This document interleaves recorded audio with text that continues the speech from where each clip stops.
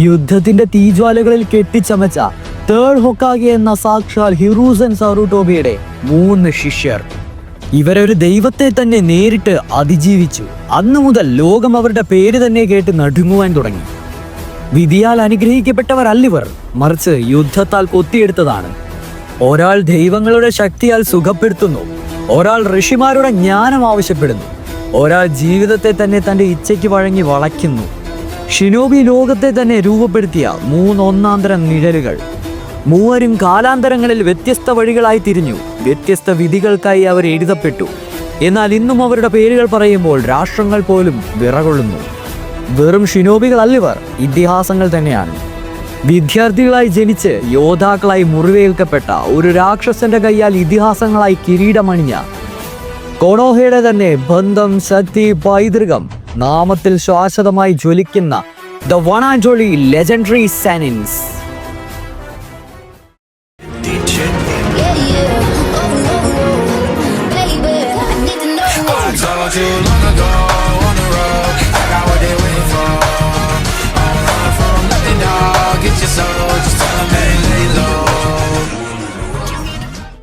Okay fine, the legendary Sannins. തുടങ്ങുന്നതിന് മുമ്പ് തന്നെ പറഞ്ഞോട്ടെ, ഇന്ന് നമ്മൾ detailed analysis of a character അല്ല നടത്തുന്നത്.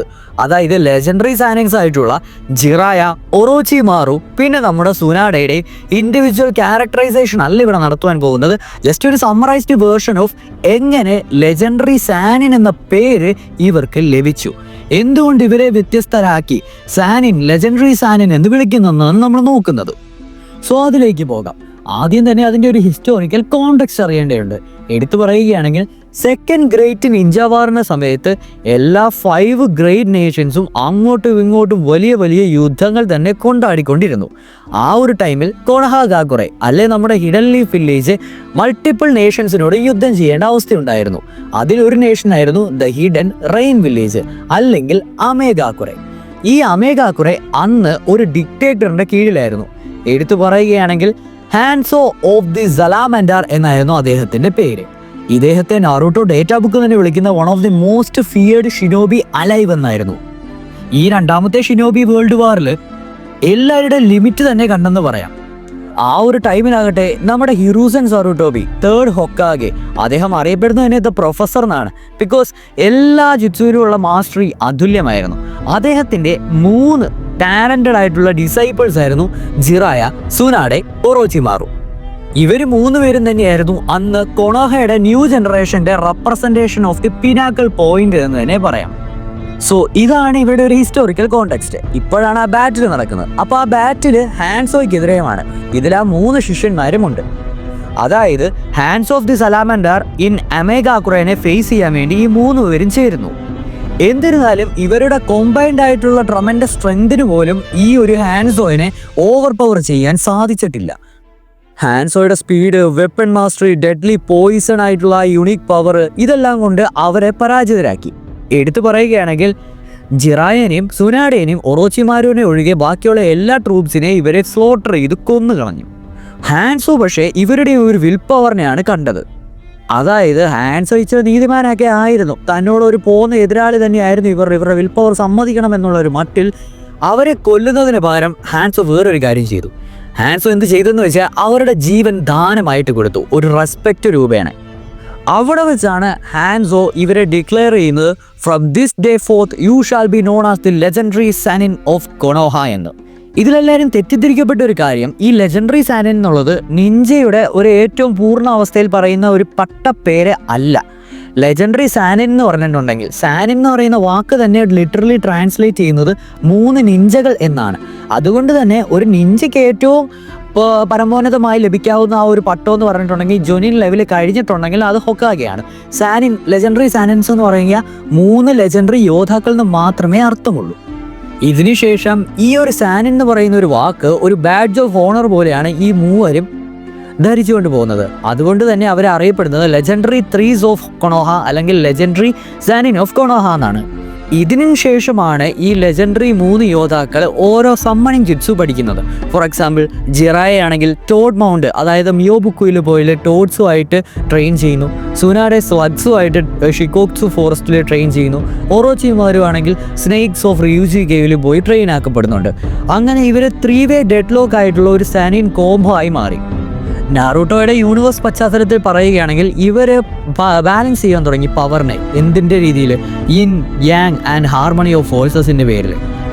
ഇവരുടെ ഈ സമ്മണിങ് ചെയ്യുന്നത് ജസ്റ്റ് അവരുടെ ഒരു അലയോ അല്ലെങ്കിൽ പവറായിട്ട് മാത്രമല്ലായിരുന്നു. ഇവരുടെ ഓരോ വ്യക്തിപരമായിട്ടുള്ള ഫിലോസഫിക്കും ഈ ഒരു സമ്മണിങ്ങിന് ലിങ്ക് ഉണ്ട്. എക്സാമ്പിൾ പറയുകയാണെങ്കിൽ ടോഡ്സ് അല്ലെ തവളകൾ എന്ന് പറയുന്നത് വിസ്ഡം, ബാലൻസ്, റിസൈലൻസിനെ സൂചിപ്പിക്കുന്നതാണ്. ഇനി സ്ലഗ്സ് അല്ലെങ്കിൽ ഒച്ചുകൾ പറയുകയാണെങ്കിൽ ഹീലിംഗ്, എൻഡ്യൂറൻസ്, അഡാപ്റ്റബിലിറ്റിനെയാണ് സൂചിപ്പിക്കുന്നത്. ഇനി സ്നേക്സിൻ്റെ കാര്യം പറയുകയാണെങ്കിൽ അംബീഷൻ, സർവൈവൽ ആൻഡ് കണ്ണിങ് ആയിട്ടുള്ള പവേഴ്സ്. നമുക്ക് കഥ ഉടനീളം എടുത്ത് നോക്കിക്കഴിഞ്ഞിട്ടുണ്ടെങ്കിൽ ഈ 3 സമ്മണിങ് ആനിമൽസും 3 പെർസ്പെക്റ്റീവ് ആയിട്ടുള്ള ജിറായ, സുനാഡെ, ഒറോച്ചിമാരുവിനെ ജീവിതവും ലിങ്ക് ആയിട്ട് പോകുന്നത് കാണാം. ഇനി ഇവരുടെ ലെഗസി, ഈ ടൈറ്റിലും കൊണ്ടുണ്ടാകുന്ന ലെജൻഡറി സാനിൻ എന്ന് പറയുന്ന ആ ഒരു ലെഗസി കൊണ്ട് നോക്കുകയാണെങ്കിൽ നാറൂട്ടോ വേൾഡിന് തന്നെ അത് കുറേ ഷേപ്പ് ചെയ്തിട്ടുണ്ട്. ഫോർ എക്സാമ്പിൾ പറഞ്ഞാൽ ജിറായയുടെ കാര്യം എടുക്കാം. ജിറായയാണ് ഫ്യൂച്ചർ ലെജൻസ് ആയിട്ടുള്ള മിനാട്ടോ നാമിക്കാസെ, 4th ഹോക്കാഗെ, നഗാട്ടോ അതായത് നമ്മുടെ പെയിൻ, പിന്നെ കൊനാണ്, യാഹിക്കോ, കൂടെ ഉണ്ടായിരുന്ന അക്കാറ്റ്സുക്കിയുടെ ഫോമേഴ്സ്, അതുകൂടാതെ നറൂട്ടോ ഉസുമാക്കി. അറിയാലോ, ഹിസ് ടീച്ചിങ്സ് ആയിരുന്നു ഈ 3 ഷേപ്പ് ചെയ്തെടുത്തത്. ഇനി സുനാഡയുടെ കാര്യമായിക്കോട്ടെ, മെഡിക്കൽ നിഞ്ചുച്ചുവിലെ റെവല്യൂഷണിസ്റ്റ് തന്നെയായിരുന്നു സുനാഡെ. ഇവർ തന്നെയാണ് ഒരു 3 പാർട്ട് അടങ്ങുന്ന ആ ഒരു നിഞ്ച ഗ്രൂപ്പിൽ ഒരു മെഡിക്കൽ നിഞ്ചുച്ചു കറക്റ്റായിട്ട് വേണമെന്നൊക്കെ പറഞ്ഞത്. അതും കൂടാതെ കൊണോഹയുടെ ഡാർക്കസ്റ്റ് ഹവേഴ്സ് എന്നറിയപ്പെടുന്ന ആ ഒരു എറയിലെ 5th ഹോക്കാഗെ ആയിരുന്നു സുനാഡെ. ഇനി ഒറോച്ചിമാരുടെ കാര്യം ഓർത്തു കഴിഞ്ഞാൽ നമുക്കറിയാം, ഒറിജിനൽ നാറൂട്ടോ സീരീസിന്റെ മെയിൻ ആന്റഗോണിസ്റ്റ് ഒറോച്ചിമാരു തന്നെയായിരുന്നു. ഒറോച്ചിമാരുവിനെ ഡിഫീറ്റ് ചെയ്യാൻ ഒരു തരത്തിൽ പാടായിരുന്നു എന്ന് തന്നെ പറയാം. കുറെ ക്യാവ്സും കുറെ പെർസ്യൂട്ട് ഓഫ് നോളജും അൺകവേർഡ് ഫോർബിഡൻ ടെക്നിക്സിന്റെ മൂത്താശാൻ തന്നെയായിരുന്നു ഈ ഒറോച്ചിമാരു. സോ ഈ ഒരു രീതിയിലാണ് ദ ലെജൻഡറി സാനിൻസ് എന്നുള്ള ഒരു നാമം ഇവർക്ക് ലഭിച്ചത്. ഇനി ഇവരുടെ പവർ ലെവൽസ് നിങ്ങൾ കമന്റിൽ ഒന്ന് കമ്പയർ ചെയ്താൽ മതി. അതിനായിട്ട് ഒരു സ്പെസിഫിക് വീഡിയോ തന്നെ നമ്മൾ ചെയ്തുകൊണ്ടാണ് ഇപ്പോൾ നമ്മൾ പറയാത്തത്. ചെയ്യുന്നുണ്ട്. അപ്പം ലെജൻഡറി സാനിൻസിൽ ജിറായക്കാണോ, ഒറോച്ചിമാരുവിനാണോ, സുനാഡയ്ക്കാണോ ഏറ്റവും കൂടുതൽ പവർ? അതിന് റീസണബിൾ ആയിട്ടുള്ള ഒരു കമന്റും കൂടെ ചെയ്ത് നിങ്ങൾ ഈ വീഡിയോ അവസാനിപ്പിക്കുക. ഇവിടെ വെച്ച് നമ്മുടെ ഈ ഒരു വീഡിയോ ഇവിടെ തീരുകയാണ്.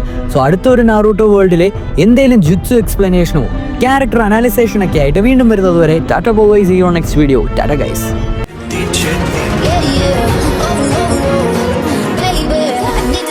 I told you long ago